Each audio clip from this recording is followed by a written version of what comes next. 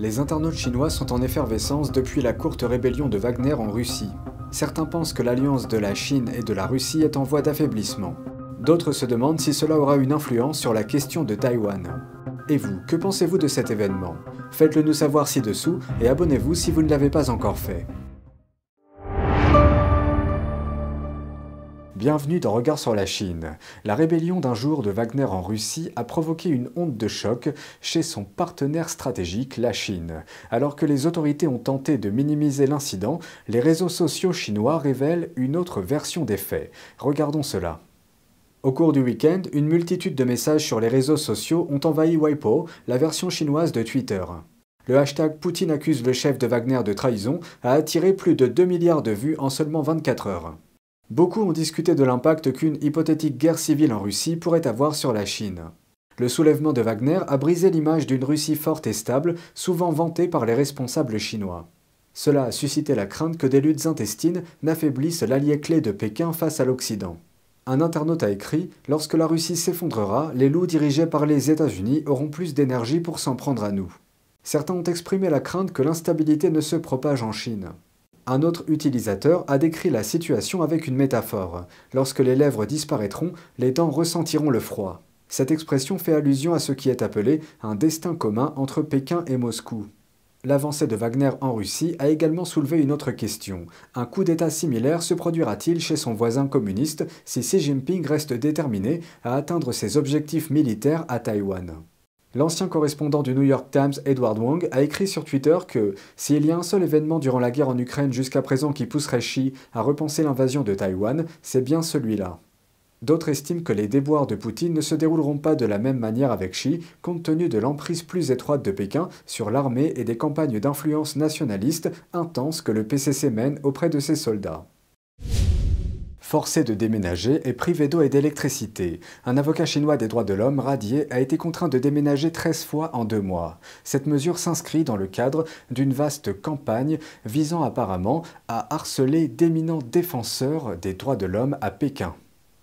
Au cours des 2 derniers mois, nous avons été contraints de déménager 13 fois au total. Ici, c'est la maison la plus récente que nous ayons occupée. Dans un appartement qui lui a été prêté à la périphérie de Pékin, l'avocat des droits de l'homme Wang Chuanjiang explique la situation dans laquelle il se trouve. La deuxième nuit, juste après notre arrivée ici, la police est venue à notre porte et nous a dit que nous étions entrés illégalement dans la maison, puis nous a demandé de régler la situation. Ensuite, ils ont commencé à prendre une série de mesures pour nous harceler. Des hommes non identifiés ont gardé la porte de la famille Wang, lui interdisant de sortir.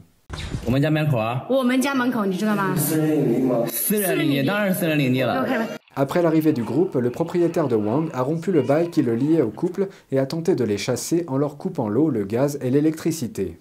Pour faire face à ces coupures, le couple a installé un panneau solaire et fait des réserves d'eau potable et de nourriture de base. Le même scénario s'est produit à plusieurs reprises au cours des 2 derniers mois. On leur a demandé de quitter plusieurs hôtels le jour même de leur arrivée. Nous n'avons même pas les conditions de vie de base que l'on devrait avoir. Mon fils ne peut pas aller à l'école et il est suivi par un groupe d'inconnus tous les jours. Et la police vient à notre porte au milieu de la nuit.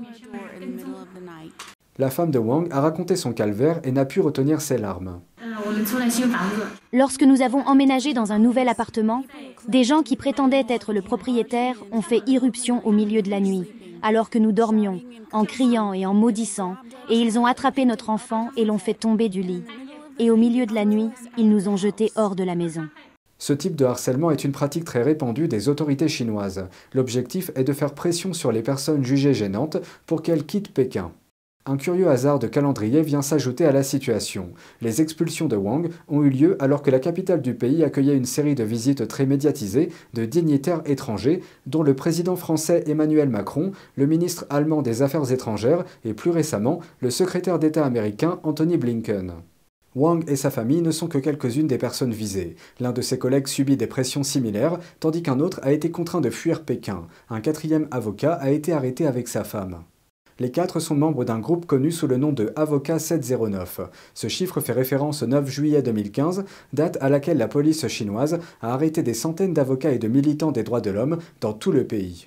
Wang et les 3 autres ont tous été radiés du barreau pendant la répression, mais ont continué à pratiquer le droit après leur libération. Le groupe est connu pour défendre les pratiquants de Falun Gong, une pratique de méditation basée sur les principes de vérité, compassion et tolérance. Depuis 1999, d'innombrables pratiquants de Falun Gong ont été emprisonnés, torturés et même tués pour leurs organes. Les défenseurs du Falun Gong sont également victimes de la répression de Pékin. Le plus connu est l'avocat Gao Zhesheng, qui a été détenu et torturé à plusieurs reprises depuis 2006. Il a de nouveau disparu en 2017 et n'a plus donné signe de vie depuis. En avril dernier, une commission des affaires étrangères aux États-Unis a organisé une audition sur le sort de Gao et d'autres prisonniers de conscience. À l'occasion de la Journée internationale de soutien aux victimes de la torture, le 26 juin, des pratiquants européens de Falun Gong venus de 10 pays, dont la France, l'Allemagne et la République tchèque, ont manifesté samedi à Strasbourg. Leur but était d'informer le monde sur la persécution brutale dont sont victimes les pratiquants de Falun Gong en Chine en raison de leur croyance dans les principes de vérité, bonté et patience, et de demander qu'il soit mis fin à cette persécution. Samedi dernier, sur la place Kléber à Strasbourg, un spectacle folklorique chinois ravit les passants. Au programme, danse du tambour, de ceinture et du dragon. Comme vous le savez, en Chine, la danse du dragon est exécutée lors de célébrations et d'événements très importants.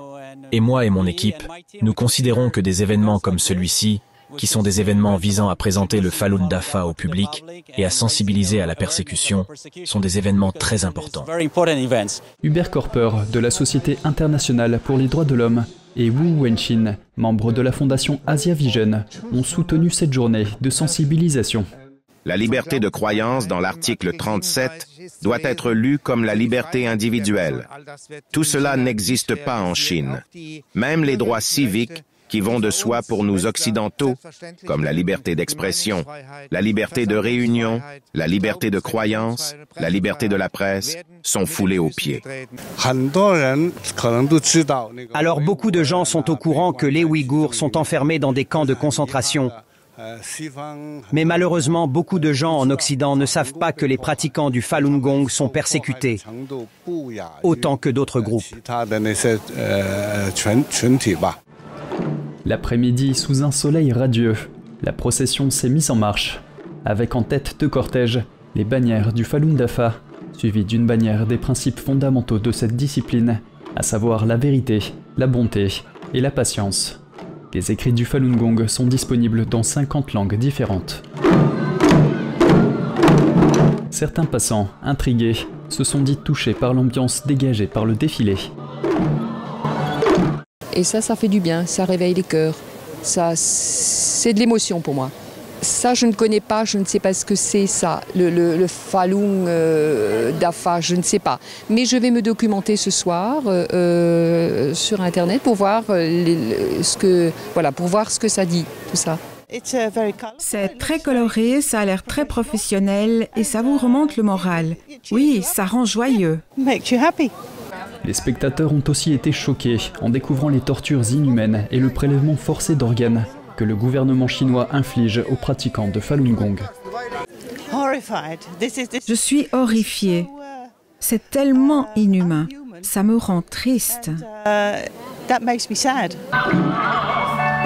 Tant que les atrocités perdureront, les pratiquants de Falun Gong les dénonceront pacifiquement.